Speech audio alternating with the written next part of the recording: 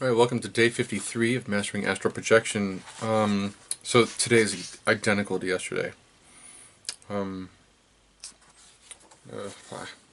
I actually could only do it for 40 minutes today. I was really tired. I didn't sleep all that much last night. You really got to do this when you're fresh. Although Robert does talk about this issue when you've been doing it for a while. If you're doing it before you go to bed at night, you've been doing this for a while, you haven't gotten anywhere. He said, pick up, go to bed, lay down, do the keeping your forearms and hands vertical, and go back and focus on your breath. Do breathing techniques.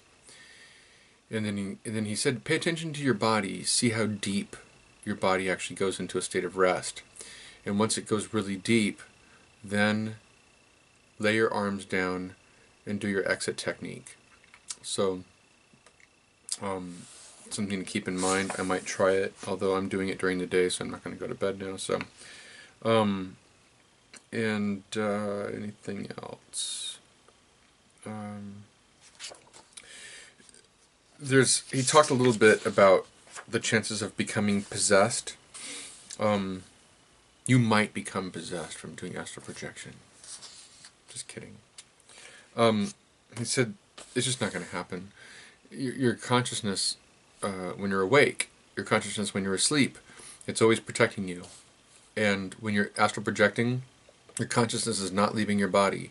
You are making simply a conscious duplicate of yourself. That is what is astral projecting. So there's no need to worry about the body being empty while you're gone and then coming home and finding who knows what inside of you, pretending to be you. Getting stuck out of the body happens occasionally when the body goes into delta. We talked about this before too, but I'll reiterate. When the body goes into delta, or the brain goes into delta, and you're really in a deep state of sleep, and then you're out astral projecting and hanging out with your buddies, and you come back and your body won't let you in. He said, just wait. The body will come back out of delta during the regular sleep cycle, go back into theta, and just come back later, and go off astral project some more. He talked a little bit about violating religious doctrine. There are none, so don't worry about that. And if you're worried about that, don't worry about it anymore. Attracting negative influences. He said the chances of this happening are exceedingly remote. So, there are lots of other people that talk about astral projection, and they talk about, weird entities and all kinds of things. So, I think this world is a lot about what you think about it. And if you believe that that's going to happen, then you might attract it to yourself. And if you don't believe it's not going to happen, if you don't believe it's going to happen, it's not going to happen. So don't worry about that either. Really? I'm not going to elaborate on that too much. If you don't know what I'm talking about, meditate. There's a dealing with fears thing. Get over it. There's nothing to worry about. And he talks about it a little bit more than that, but it's really what it comes down to. It's like, you can't really worry about that sort of thing. You gotta just go for it and, make the most out of the experience. He does have a nice big section on belief system cleansing.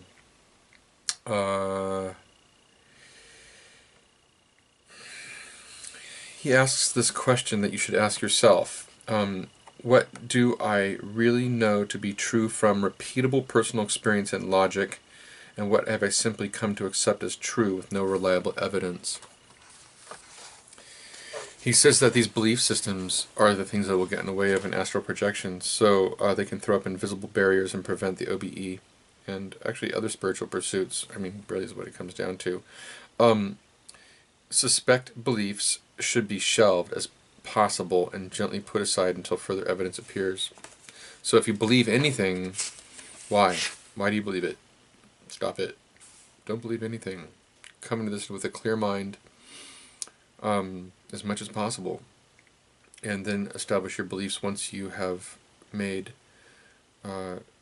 empirical evidence supporting, whatever it is that you're believing. He said if some beliefs are faulty, then some of your perceptions will be faulty. The result is therefore not true reality, but an altered version of reality. In psychological terms, this is called cognitive distortion. A belief system cleansing entails dismantling your belief system and then intelligently rebuilding it from scratch. A way to do this would be to write down in a list all of the things that you believe. I mean, really everything. He said you don't have to do it all at once, but write down all the things that you believe, and then cross out all the things on your list that you have not actually experienced or proven for yourself. Ooh, I like it. Okay, and that's all I'm going through today. And my dream last night. I had an interesting dream last night. There were beings in my dream last night. There were these peculiar dolphin-like creatures that had really dark skin, kind of like whale-colored dolphins. And I was swimming with them, and I had made friends with them. It was pretty cool. I don't know who they were, but I liked them.